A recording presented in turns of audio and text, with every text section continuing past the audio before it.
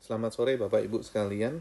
Terima kasih atas waktu yang diberikan kepada saya dan rekan-rekan dalam kelompok untuk mempresentasikan bagian dari psikologi faal, yaitu control of movement atau mengontrol gerakan. Sebelumnya izinkan saya untuk memperkenalkan anggota kelompok yang terdiri dari saya sendiri, Kristiandi, selanjutnya adalah Kak Bulinda, selanjutnya adalah Pak Yohanes, dan yang terakhir adalah Kak Karyena. Di sini saya akan coba memberikan sedikit penjelasan tentang syarat untuk melakukan gerakan atau untuk mengontrol gerakan. Yang pertama ada yaitu otot rangka. Otot rangka di sini adalah otot yang lengket di bagian ujung pada tulang dan akan bergerak apabila terjadi kontraksi. Dalam gambar bisa dilihat yang dilingkarin. Yang kedua adalah tendon. Tendon di sini yaitu jaringan atau pita kuat yang menghubungkan antar otot rangka sehingga otot menjadi lebih kokoh di posisinya. Jadi itu ada dua hal yang harus ada untuk mengontrol gerakan. Selanjutnya adalah kontraksi otot rangka. Ini ada dua jenis. Yang pertama adalah flexion. Flexion ini apa? Flexion adalah penarikan anggota badan ke daerah dalam. Dihasilkan oleh kontraksi dari otot flexor. Jadi kalau misalkan kita gerakkan tangan, melipat tangan ke dalam, atau melipat kaki ke belakang, itu adalah jenis kontraksi otot rangka yang dinamakan flexion. Selanjutnya adalah extension. Jadi extension di sini adalah kebalikan dari flexion, yaitu penjauhan anggota badan ke luar tubuh dihasilkan oleh kontraksi dari otot ekstensor. Jadi kebalikannya dari tadi, misalkan kita melipat tangan ke dalam, ini adalah yang menggerakkan tangan ke belakang. Begitu juga yang kaki, kalau kita tadi adalah flexion adalah melipat kaki ke belakang, ini adalah kalau extension meluruskan kaki. Selanjutnya saya juga ingin menjelaskan tentang kontraksi otot. Ada banyak rangkaian koneksi sinap antar neuron-neuron itu yang mengirimkan informasi dari otot rangka ke saraf dan juga sebaliknya dari saraf ke otot rangka. Neurotransmitter yang berperan adalah asetilkolin. Koneksi sinap ini yang menentukan seberapa kuat dan lama kontraksi otot yang dihasilkan tersebut.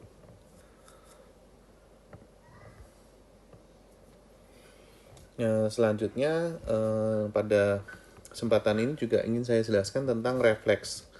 Refleks yaitu sebuah rangkaian sederhana yang terdiri dari neuron sensorik, interneuron, dan neuron eferen yang mengontrol respons sederhana dari sebuah stimulan. Nah, refleks di sini ada dua. Yang pertama adalah monosynaptic stretch reflex, yaitu adalah jalur neuron fungsional yang paling sederhana hanya membutuhkan satu sinap yang diatur oleh saraf tulang belakang atau yang disebut dengan spinal cord. Contohnya adalah sebuah refleks menendang dari kontraksi otot dengan mengetuk tendon patelar di bawah tempurung lutut. Jadi pada saat diketuk tanpa terasa, kaki tersebut akan seolah-olah menendang. Seperti contoh pada gambar. Selanjutnya yang kedua adalah polysynaptic stretch reflex. Terdiri dari lebih dari satu sinap dan secara normal dikontrol oleh otak. Contohnya, tangan tanpa sengaja menyentuh sesuatu yang panas atau api. Tangan langsung refleks menariknya. Seperti dalam gambar, anak kecil ini mungkin mendekati kompor. Nah, pada saat dia menyentuh panci yang panas itu, secara refleks tanpa disadarin, anak kecil tersebut akan menarik tangan tersebut. Itulah dua jenis refleks yang dapat saya sampaikan. Demikian yang ingin saya sampaikan. Selanjutnya akan dibawakan oleh Bu Linda. Terima kasih.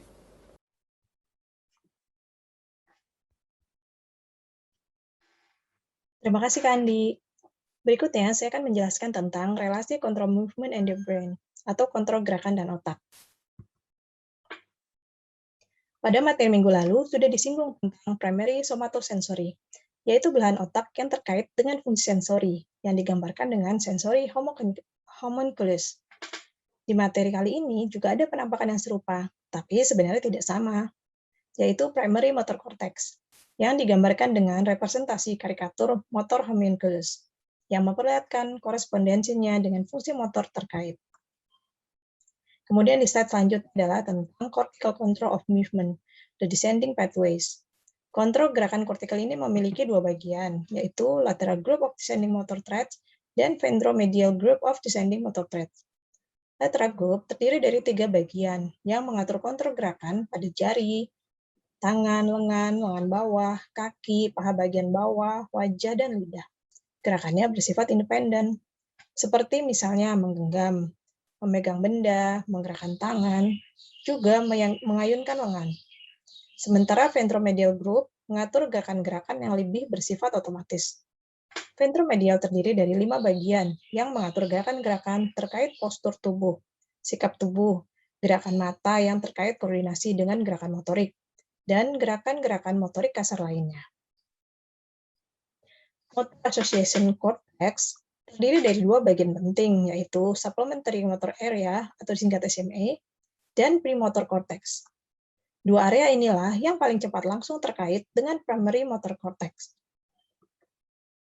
Seperti tampak di gambar, supplementary motor cortex yang ditampilkan berwarna kuning mustard bersebelahan dengan primary motor cortex. Demikian pula premotor cortex yang ditampilkan berwarna hijau, yang juga bersebelahan dengan primary motor cortex. Supplementary motor cortex memegang peranan penting dalam urutan perilaku, sehingga kerusakan pada area ini akan mengganggu kemampuan untuk mengeksekusi urutan perilaku gerakan. Misalnya, urutan dalam membuka gembok dengan kunci. Sementara premotor cortex terkait gerakan yang lebih kompleks, yang melibatkan pembelajaran dan arahan yang dituntun oleh informasi sensori, bisa berupa verbal maupun visual. Misalnya berlatih dansa. Kemudian, basal ganglia. Basal ganglia menerima sebagian besar input dari cerebral cortex, terutama primary motor cortex dan primary somatosensory cortex, dan substansia nigra.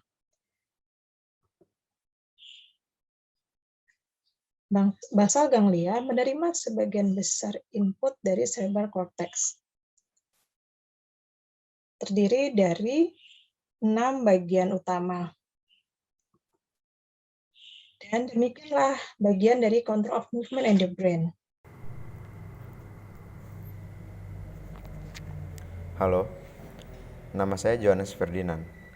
Kali ini, saya ingin menjelaskan tentang gangguan dalam kontrol gerakan.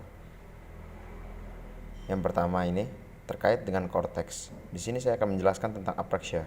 Apa itu apraxia? Apraxia adalah gangguan pada saraf yang membuat kondisi kita tidak bisa menerima perintah otak dengan baik atau tidak sesuai dengan yang kita inginkan. Karena apraxia menyerang motorik otak. Apraxia terjadi disebabkan pada lobus parietal. Dari beberapa jenis apraxia, kita mengambil 2 contoh apraxia. Yang pertama, limb apraxia. Terjadi di dalam pergerakan tangan. Rata-rata mereka yang mengalami limb apraxia, mereka kesulitan dalam mencocokkan sesuatu. Contoh, memasangkan kancing baju. Yang kedua, construction apraxia. Kesulitan dalam membuat pola gambar atau meniru gerakan wajah tertentu. Contoh, membuat pola gambar lingkaran seperti jam, atau mereka membuat pola gambar seperti balok. Mereka akan merasa kesulitan untuk membuat itu. Tidak ada metode khusus untuk mengobati apraxia karena gejalanya tidak dapat disembuhkan. Tetapi, terapi okupasi dapat membantu meningkatkan kualitas hidup pasien.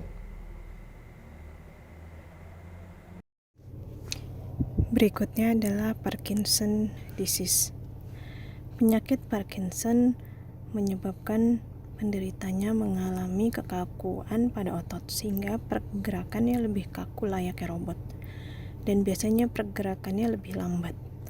Sering juga terjadi tremor, bahkan saat tertidur, mengalami ketidakstabilan dalam pergerakan tubuh. Tipikal penampakan orang dengan penyakit Parkinson. Biasanya postur tubuhnya bongkok, badan condong ke depan, kemudian badan cenderung kaku, ayunan lengan sedikit, siku dan pergelangan tangan tertekuk, gemetar yang berlebihan, dan langkahnya pendek juga diseret.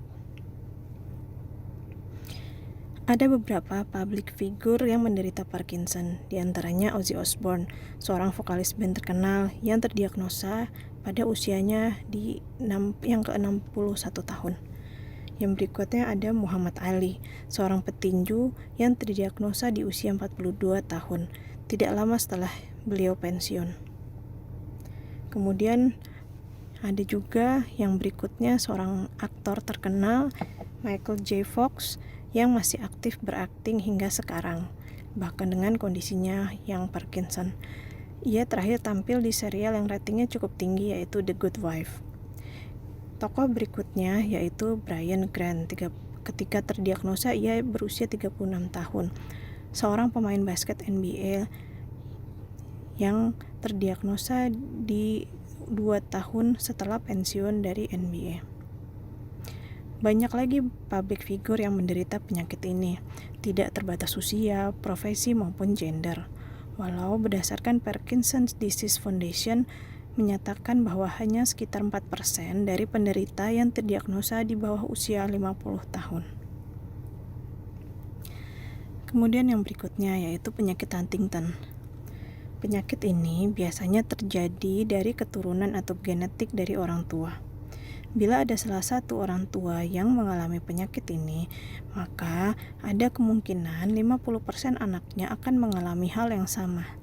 Penyakit ini memiliki tanda sering mengalami korea atau gerakan tersentak berulang yang tidak bisa dikendalikan.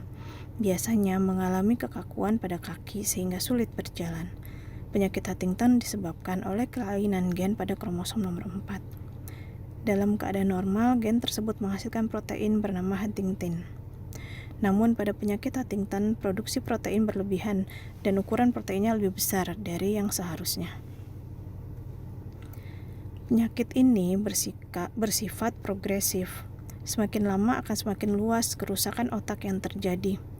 Seringkali penderita penyakit ini secara jangka panjang akan butuh bantuan penuh dari orang lain untuk dapat sekedar melakukan aktivitas sehari-hari. Dalam tahap lanjut, penderita penyakit Huntington akan banyak berbaring di tempat tidur dan sukar menelan makanan hingga berat badan makin turun, malnutrisi, dan mudah tersedak. Hal inilah yang menyebabkan penderitanya sangat rentan mengalami infeksi berat yang bisa mengakibatkan kematian. Demikian presentasi ini kami tutup. Semoga menambah pengetahuan teman-teman semua. Terima kasih.